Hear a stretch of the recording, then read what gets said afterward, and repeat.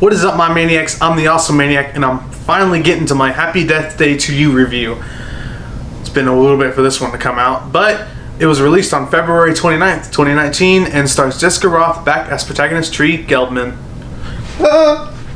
What? No, wait. What the? Who are you? I don't. Wait. Doppelganger. Look, I've seen enough The Flash to know what the hell's going on, and you helped me do the review. Sound good? Starting with the characters.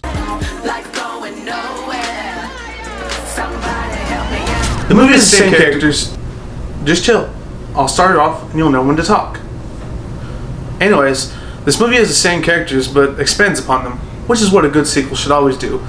But since in this movie we're dealing with doppelgangers, we get to see fun variations on characters from the first movie. Like Danielle, who's bubbly and nicer but still has a hint of bitchiness to her. We do get to see more about Fine Vagina Guy, whose name is Ryan, and it seems that Gregory's a douchebag in every universe. Tree gets more to do in this one since, in one universe, her mother is actually still alive.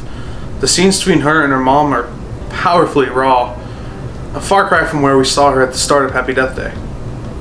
There are a few new characters, like the Dean. God, the Dean is such an asshole. He proves to be the last obstacle of the movie. He exists only to cause conflict, kind of like Harry in Night of the Living Dead 1990, though not nearly as bad. For characters, we're going to give this a party rating. They're really fun to watch and probably the biggest draw for this movie. Now for the most complex part of this fucking movie.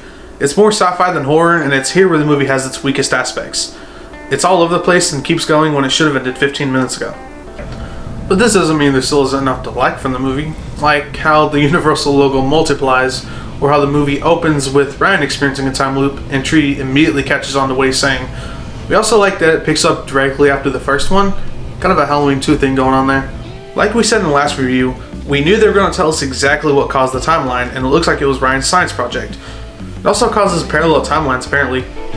Definitely more sci-fi than horror. Because of this, Tree gets stuck in the same day again. Twist is, it's a different universe.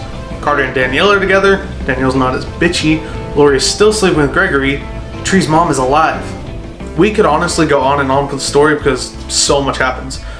But to quickly run it through, Ryan's science project causes time loops in parallel universes, and Tree keeps trying to help Ryan and his friends figure out how to close the loops, and she almost stays in the parallel universe because her mom is alive, but decides not to so she can be with Carter again, and then Dean locks up Sissy, the science project. So alternate Danielle is to pretend to be a blind French girl to distract him, and then Dean almost unplugs Sissy and almost ruins everything. Then Tree gets back and the DARPA shows up, and now basically original Danielle is being used as a time loop experiment. Is that all? And there's a cover of Staying Alive by Lizzo. Like we said, the story is all over the place, but at least it's entertaining.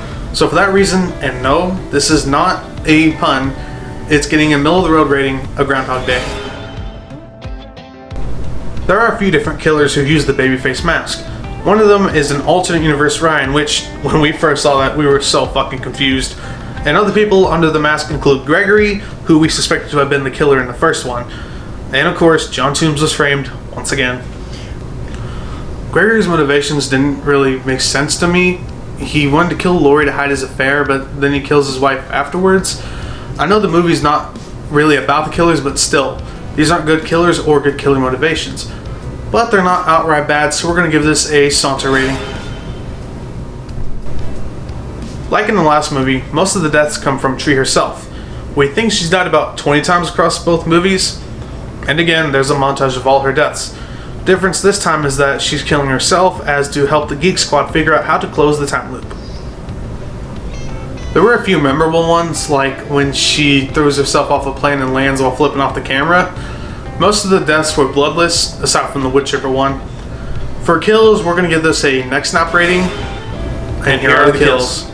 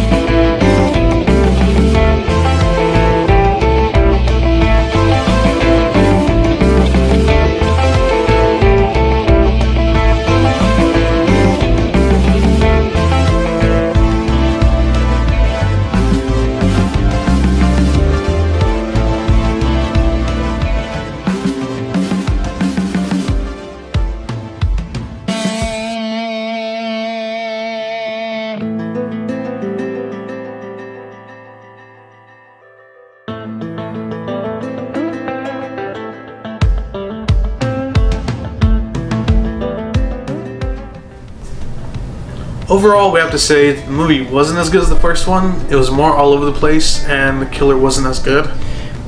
We get that this one is even less of a horror movie, but a good kill would have been nice. Still, the performances of everybody is solid, especially Jessica Rothe, as she gets even more to do in this one.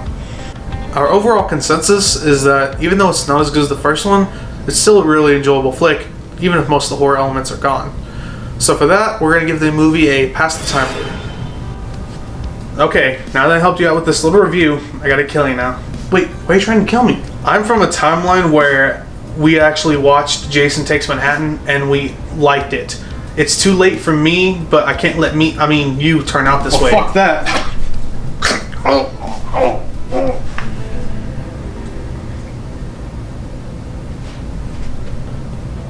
Join me next time where I cover WWE Studios' first release. Until then, why don't you check out my merch and or donate to my Patreon. Links in the description below. Don't forget to like, share, comment, and if you haven't, subscribe. Bye bye.